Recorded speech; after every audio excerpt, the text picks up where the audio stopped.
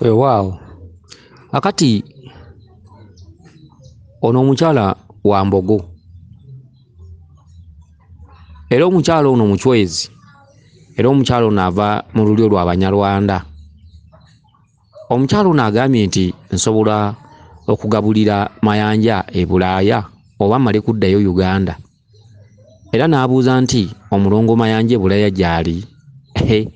Akati njagala kuddamu bwe nti empewo si zammwe nti oba za Abaganda oba za Abanyarwanda, nti oba empewo ziri Rwanda oba empewo ziri Tanzania oba Uganda, empewo ziba za nsi. Okitegedde? Abazungu abaddugavu abaki bonna batuddeko emyoyo egifaanana era nga tusinza omwoyo guli gumu. Omutonzi yatukulembera. Bino byonna by'olabawo ebyensi bibiina, ate bano Bawarabu, bano Bakatuliki, bano Bagundi. Tusinza omutonzi ali omu era zi malayika ze zimu, twawulanjatula n'ensinza n'enneeyisa obuwangwa n'enzikiriza zino z'olabawo ez'amadiini, ekintu kiri kimu, ffenna kitugoberera. Akati mu kintu ekyo kye njagala nkugambe gwe nti omulongo mayanja yonna gyali twawula mannya na njatula, kuba kati e Bungereza tojja kugamba nti mayanja, balina we bamuyita. Tojja kugamba Bulaaya nti Mukasa, balina we bamuyita. Ojja kugenda mu ddiini nga bagamba malayika etonnyesa enkuba, ogende mu ddiini bagende nti malayika ekola ku by'omuliro. Ate mu buwangwa n'ennono mumanyi Kiwanuka kubanga yagutuuliddemu ddala. Ye Ssenjuba, ye Ssemuliro, ye Ssenyondo, ye Sserubwatuka, ye Sseggulu ligamba, Kiwanuka. Ate mu madiini bajja kugamba nti malayika ey'omuliro. Okitegedde? Mu Busiraamu bagende nti malayika etwala emyoyo gy'abantu, ate no mu buwangwa bagende nti oyo Walumbe. Okitegedde? Era mu buwangwa bagende nti oyo omusamirira n'ava mu kitundu kya Walumbe n'adda mu bwabulamu, n'atakutwala mu bubi. Okitegedde? N'ofiira mu biseera byennyini ng'otuusizza okukola ki? Okufa. Akati twawulanjatula naye mu nsi yonna yonna empewo tusinza zimu.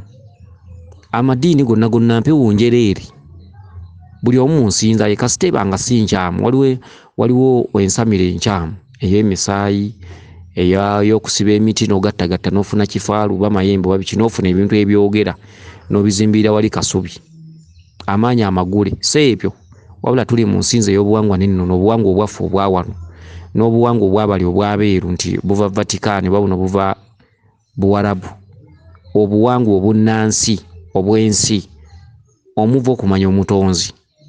Akati mayanja e Bulaaya omugabula ne bwaba Mukasa. Ennyanja zonna z'olaba e Bulaaya zonna za Mukasa.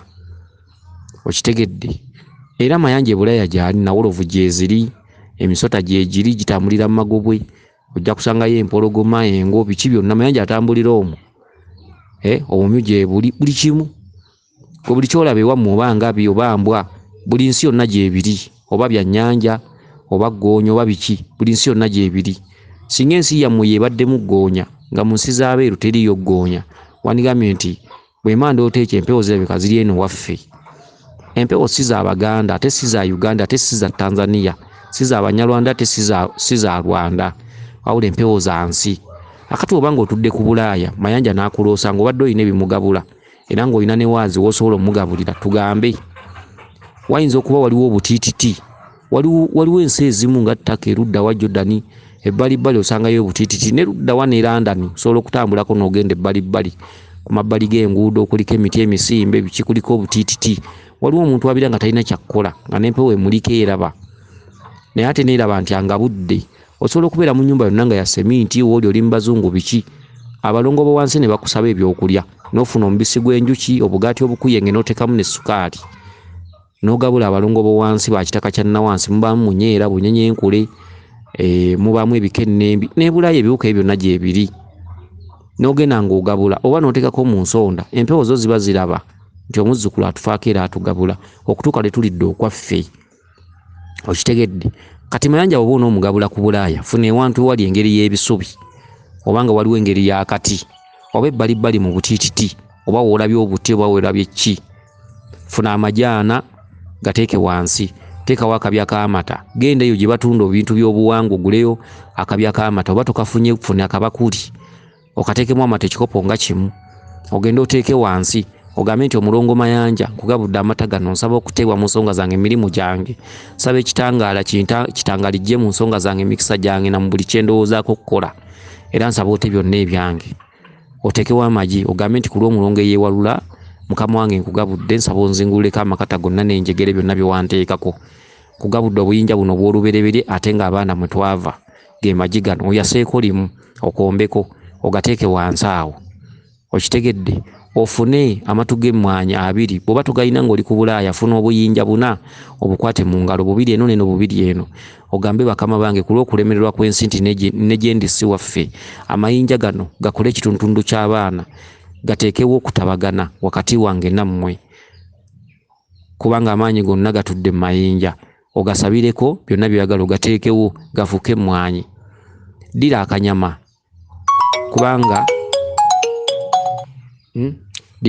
kubanga ogenda gabula Mayanja kawanike waggulu ku kati ogambe nti omulongo Mayanja wenna atambulira mu nsolo ezitaagula nkugabudde akanyama kano nkusaba onkwatireko nnwanirire mu nsonga zange zonna ate nsaba obwanjulukufu ku mirimu gyange ne mbakama bange ne mu nsasula yange nsaba obwanjulukufu mu ntambula zange ez'ensi ne mu ssanyu lyange ne mu mbeera zange ez'okweyagala weewaawo omugabule bweza nnyo bweza ddala yenze Omulangira Jjuuko Munnabuddu.